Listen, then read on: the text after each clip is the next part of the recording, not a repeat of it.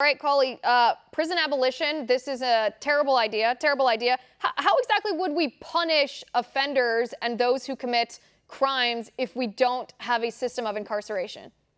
Well, she's just the gift that keeps on giving. Apparently, she was asleep when we passed criminal justice reform, which passed on a bipartisan basis, by the way. Heritage was very much behind it, along with the ACLU and others.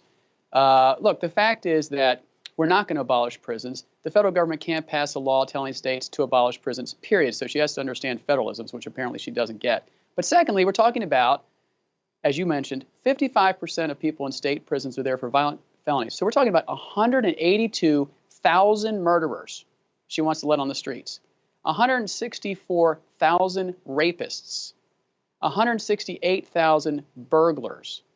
And as to the marijuana fantasy that she has, this mass incarceration movement should really be called the mass hysteria movement, because it's hysterical that they think that we're all stupid enough to buy it.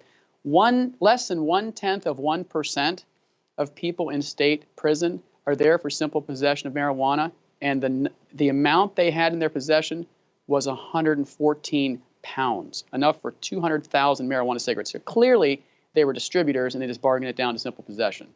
Right. And I mean, when you paint that picture of reality, it makes her next tweet seem even more insane. This is what she said. She's like, in general, prison abolitionists favor abolishing prisons and other systems of punishment, replacing them with, quote, restorative justice and social welfare programs meant to target the root causes of crime. Is she talking about giving food stamps to MS-13 members, and she thinks that's going to stop them from beheading people? Or the Sandy Hook or other school shooters, they're not supposed to be in jail. The Wall Street bad guys and gals, the few that are out there that get jail sentences, I think she's going to have a problem with Elizabeth Warren, who thinks that those people should be going to jail.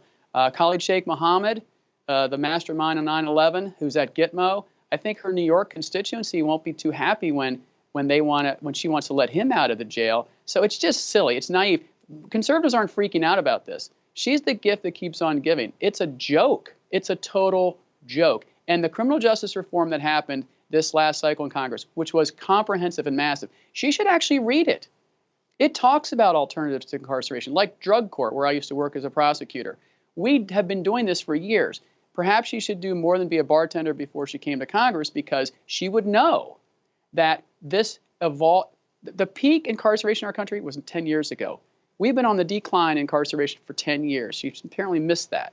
Right. And listen, I don't care what somebody's job is or what they did before they went to college. What I do care about is educating themselves on the issues now. And I would just love to see AOC, if she really wanted to put a policy like this into practice, to abolish prisons and let all these violent criminals out on the streets. I'd love to see her look into the eyes of a victim who has been raped, who has been kidnapped, who had been assaulted, who had been, the victim of an armed robbery, and tell them that they're going to be safe, even though the person who committed the crime against them violated their fundamental human rights, their constitutional rights, is going to be freed from prison, and as a reward, instead of a punishment, given more government welfare benefits. I'd love to see her try to explain it like